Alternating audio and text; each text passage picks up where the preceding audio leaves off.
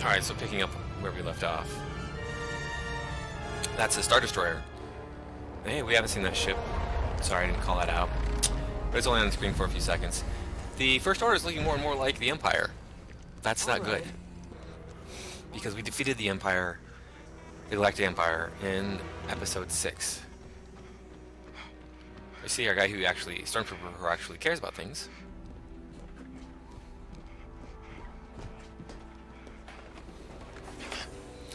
He is a completely unremarkable individual in every way.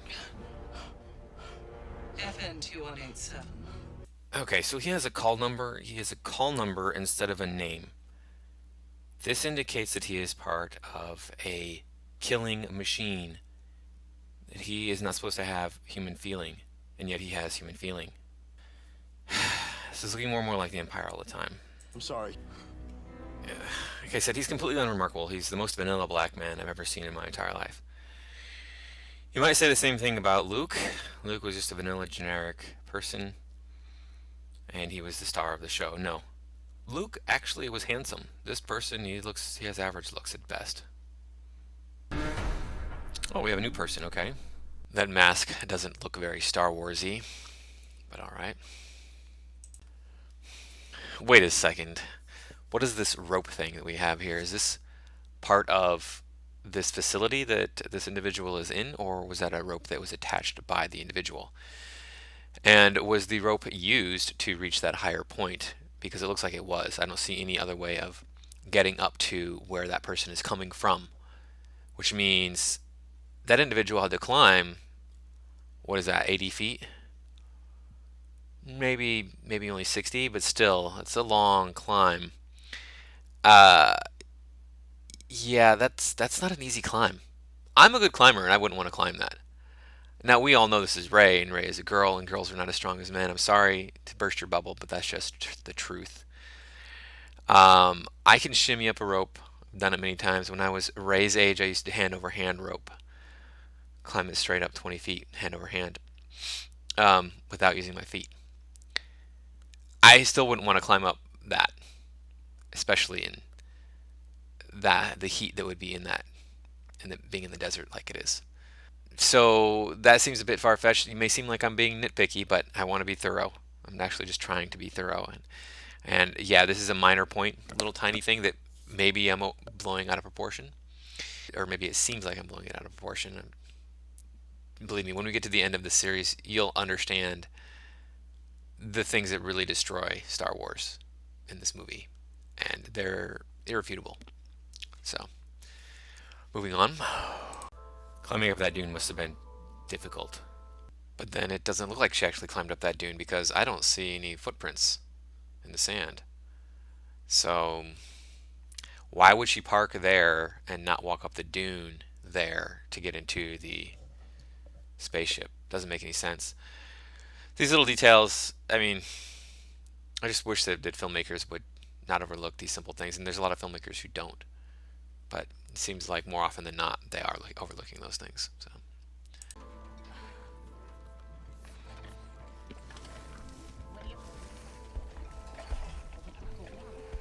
Why did she park so far away? Are there zoning laws in this refugee camp?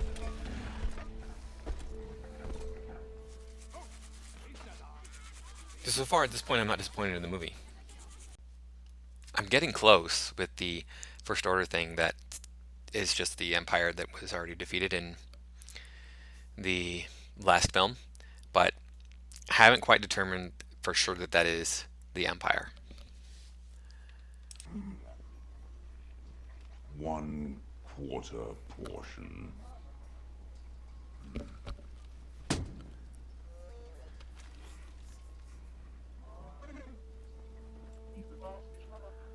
Okay, so we get the impression that this person is struggling to survive in a desolate wasteland.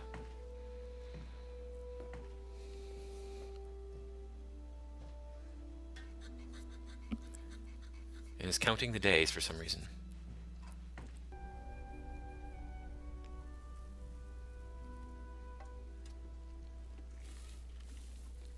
Dreams of being a pilot, apparently.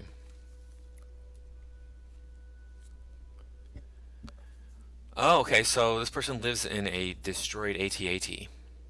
Alright, suppose. Seems like prime real estate. How could she secure that real estate on the planet with such desolation? Furthermore, where's her speeder? Guess they got zoning laws out here at the abandoned AT-AT too. Yeah, her staff wasn't visible in the previous shot either, so must just magically appear when she wants it. Yeah, so she hears something, she goes off running.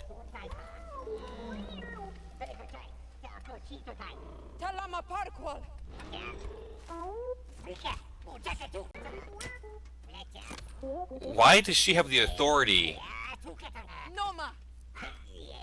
Why does she have the authority to take that droid from him? Who died and made her the police? The guy just walks off as if she has the authority to do that, to take that droid from him. She's a scavenger. She's a scavenger. He's scavenging a droid. So why not let him?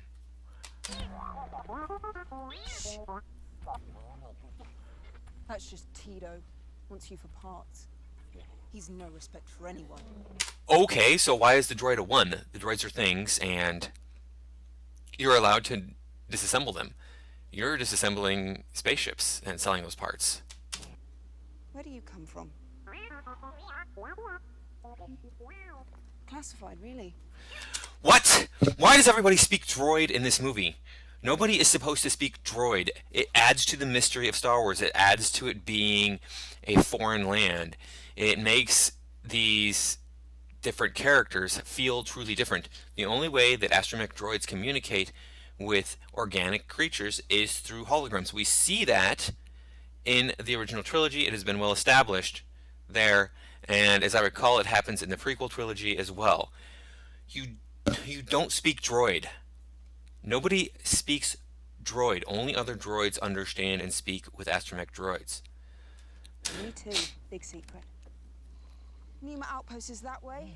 Stay off Kelvin Ridge. Keep away from the sinking fields in the north. You'll drown in the sand. Why do you care so much about this droid? And if you care so much about him, why are you not taking him with you? It would have made more sense if she had gone to fight that guy and take the droid for herself to sell. Go. They do make a cute couple. Why does she want to get rid of the droid? He doesn't cost her anything. You're welcome. I don't know how droids are powered. Maybe they have a nuclear power cell. Lasts for a million years. I don't know what powers them. And we're back to Poe. Oh, okay, so they brought him here to question him. They could have questioned him on Jakku, and assuming that the map was still on Jakku, that would make more sense. Which is what anybody would assume, because he hadn't left the planet yet. Unless, of course, he somehow launched it off the planet. You might want to rethink your technique.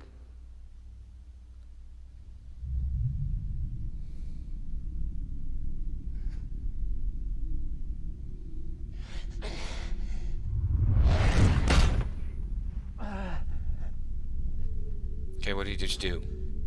Where? It's in a droid. You couldn't have done that on Jakku. It's in a droid on Jakku. You knew he left it on Jakku. You could have searched him on Jakku thoroughly, and then you could have used your forced interrogation on Jakku when you didn't find it on his body, and saved you a whole lot of time and energy. These characters just make absolutely no sense. Oh, I know. They're a mystery box. Mystery box. Meanwhile, back on Jakku, Half portion each. What about the droid? What about him? I'll pay for him.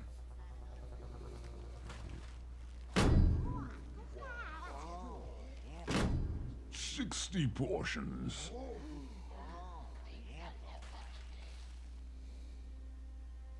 sell the droid. You're struggling to survive. You would sell the droid in a second. Actually, Why do you care so much about that droid? the droids are not for sale. More importantly, what a wondrous coincidence. that we've been introduced to our main character right before she met the droid necessary for the plot to move forward. On a planet, let's just say roughly the size of Earth. Maybe it's only, let's say it's only the size of Mars.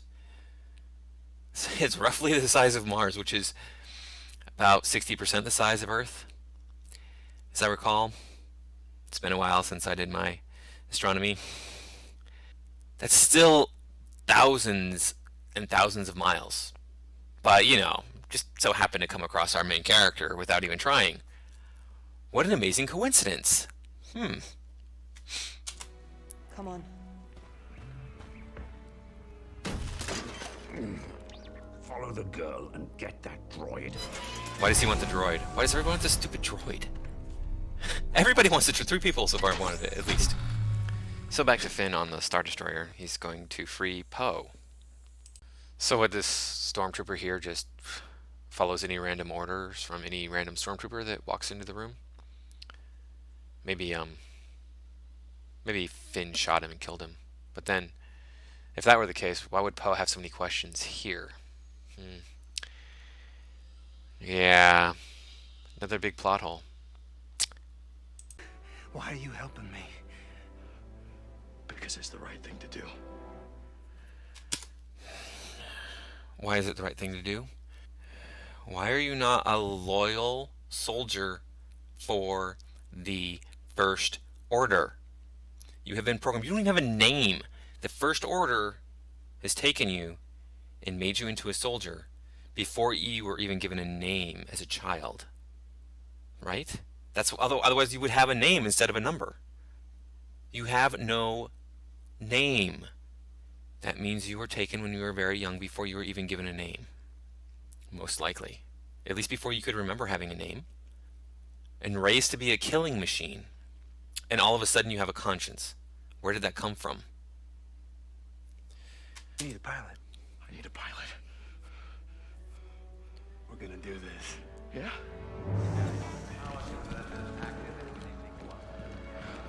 Okay. Stay calm, stay calm. I am calm. I'm talking to myself. That was actually a clever joke.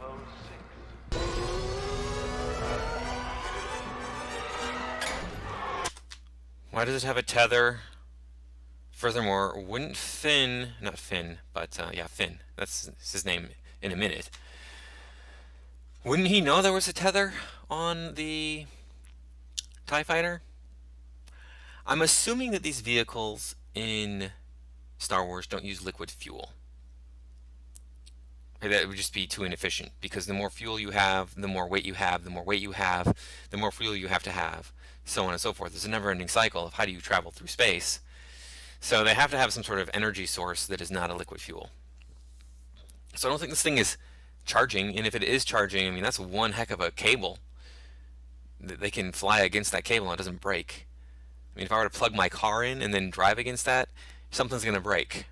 So this has to be some sort of safety tether. Why would they need a safety tether on a TIE Fighter? Oh, I know why. Plot armor. It makes this scene longer. It makes it seem more dramatic.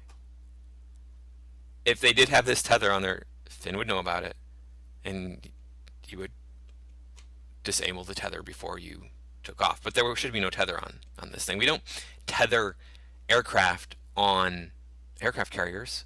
This is the same principle. I can fix this.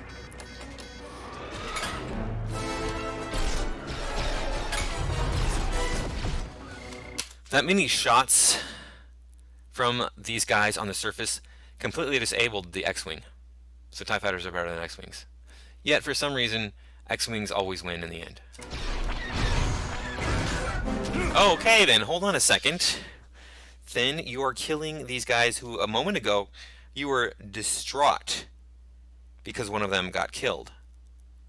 One of your cohorts was killed in battle, and now you're just willy-nilly blasting them.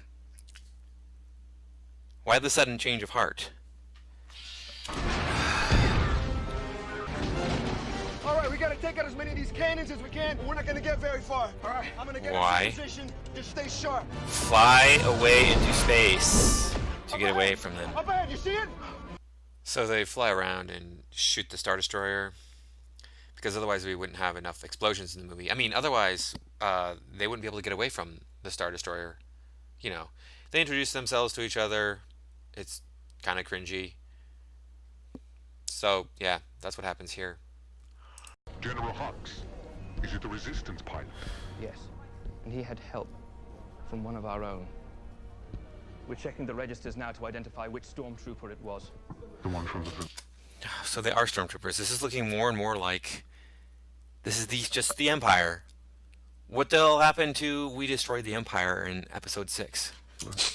Where are you going?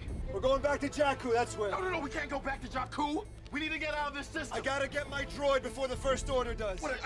Why did you leave your droid in the first place?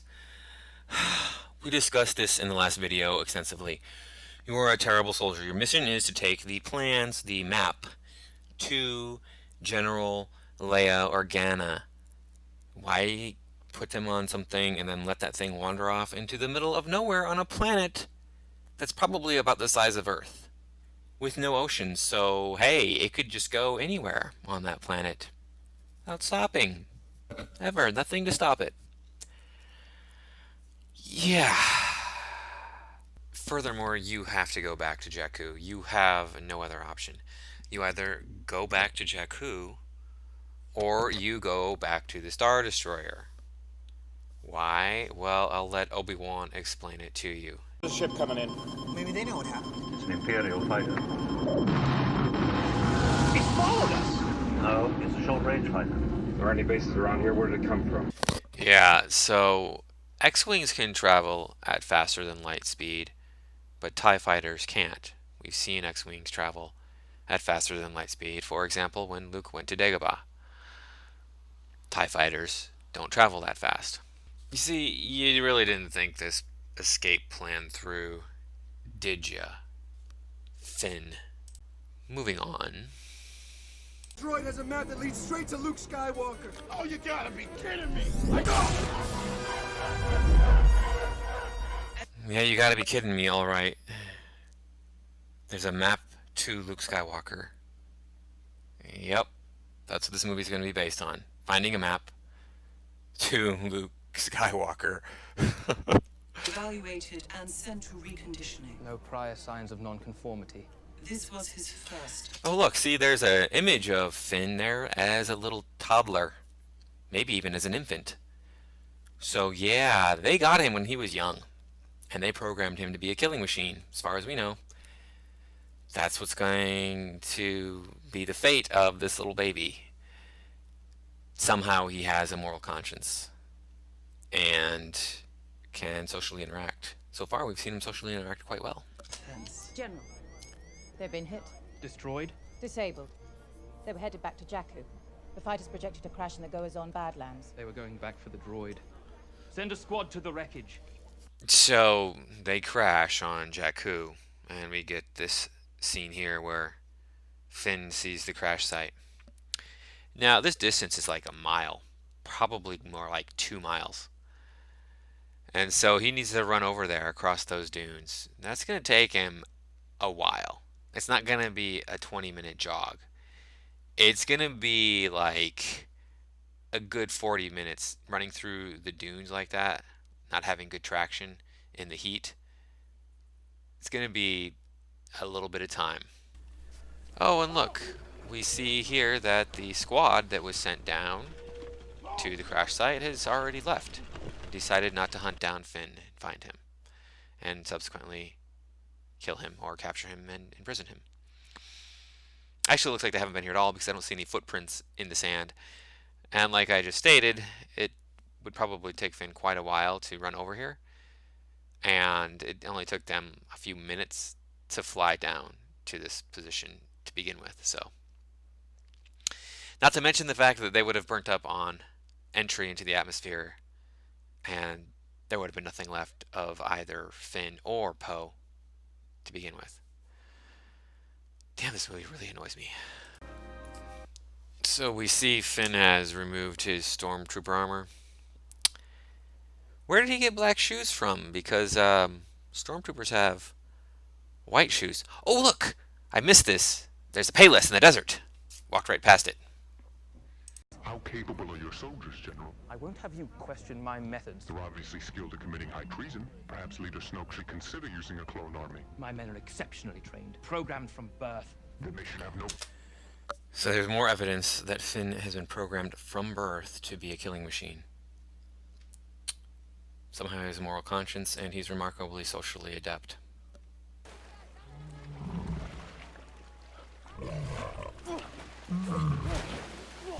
I've never lived in the desert.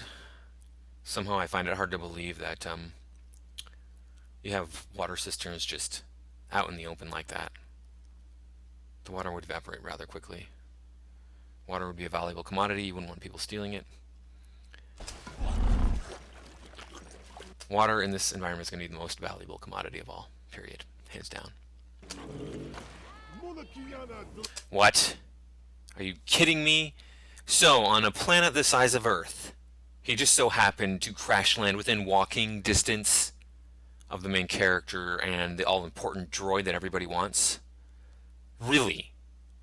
Oh, really? So there's another amazing coincidence that just happens to be the case. You gotta be freaking kidding me. So far, there have been so many amazing coincidences in this movie, it's just becoming ridiculous. The coincidence of the First Order finding Poe and the old guy right after they exchanged the map. The amazing coincidence of Poe being on the Star Destroyer right when Finn needed him. The coincidence of BB-8 finding the main character, and now this. And this is the biggest one of them all, by far. But still, it's the others were not that the others were small. Coincidences are not necessarily bad in movies, especially because, you know, it plays on our sense of wonder, our sense of mystery, and you need them sometimes to make a story move forward. I get that. But to use them excessively ruins films, ruins stories. Trying to take that. Oh, she's strong. Let's kick that guy all the way across that. Why does he have a moral conscience? He was a killing machine 10 minutes ago. So Rey beats up her two assailants because, you know, women are tougher than men. And then this happens.